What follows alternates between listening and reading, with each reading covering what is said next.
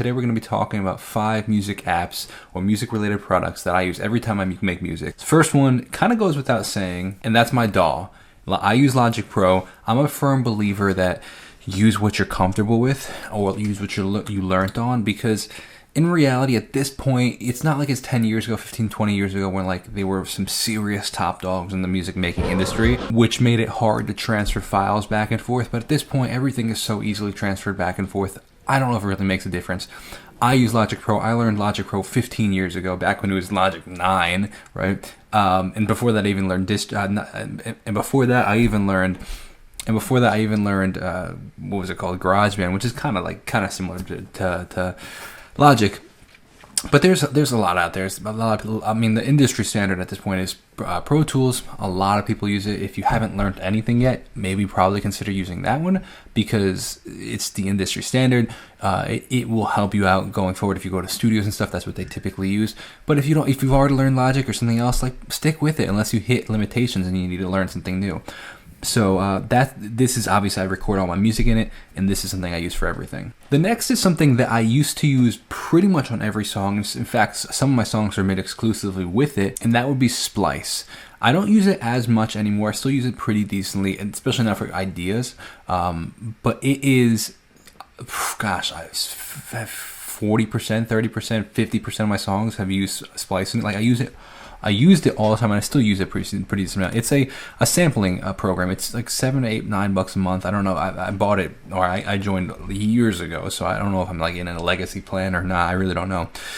But it's you can find any instrument, any genre. For example, like if say I want to find a guitar, you look for guitars, electric, and you can tell it the BPM. You can get really specific. You can start listening to all the different things. You can tell it the keys.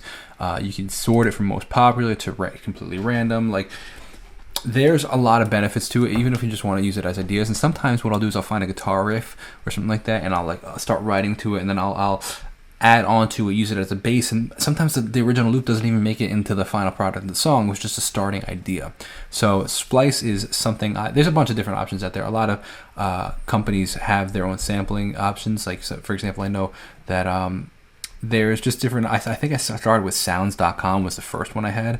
Now there's Splice. I switched over. I don't remember exactly why I switched over. Oh, I do remember. One of the main perks about Splice is everything is saved inside of your sounds right here, as opposed to sounds.com, I believe it was. It would just get downloaded to your computer.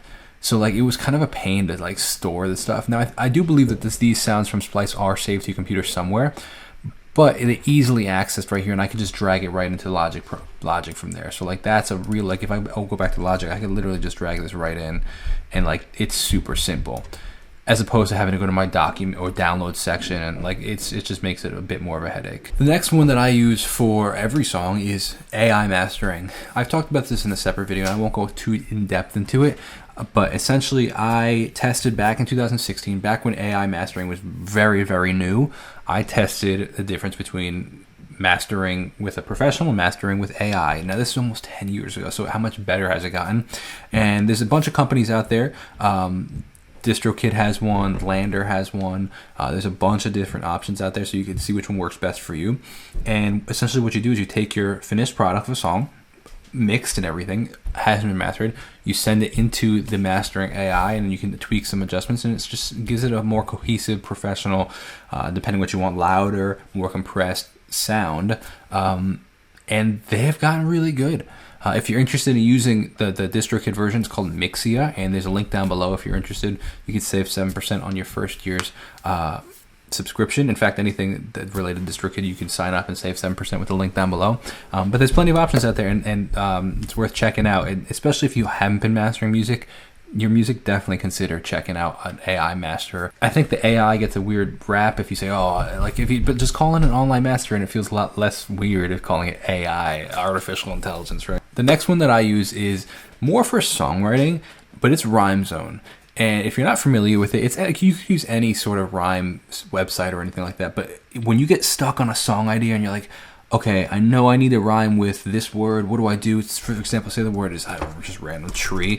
Type in tree, and it shows you all the words that rhyme with tree, and the darker ones and more common words The lighter ones aren't as common ones. Some of them are random. Like, I don't know what, like KTNV TV. I guess it does rhyme technically, but Marquee, you know, Nestle, Parsi, Post-free, and it separates it based on syllables. So if you know you need 3 syllables, 5 syllables, you know, absentee, or 1 syllable, ghee, you know, I use it very, very frequently when I get stuck on something, or be like, okay, it also gives great ideas for songwriting. So say my word is tree, instead of just being like, okay, well, what rhymes with tree, but like, what could I use as a different alternative to tree, or something like that.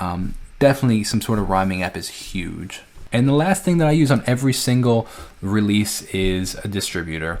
There's a bunch of different distributors out there. I originally started with one that I didn't love too much because it charged me for every single song that I released, and it got pretty expensive pretty quickly because I released a lot of music.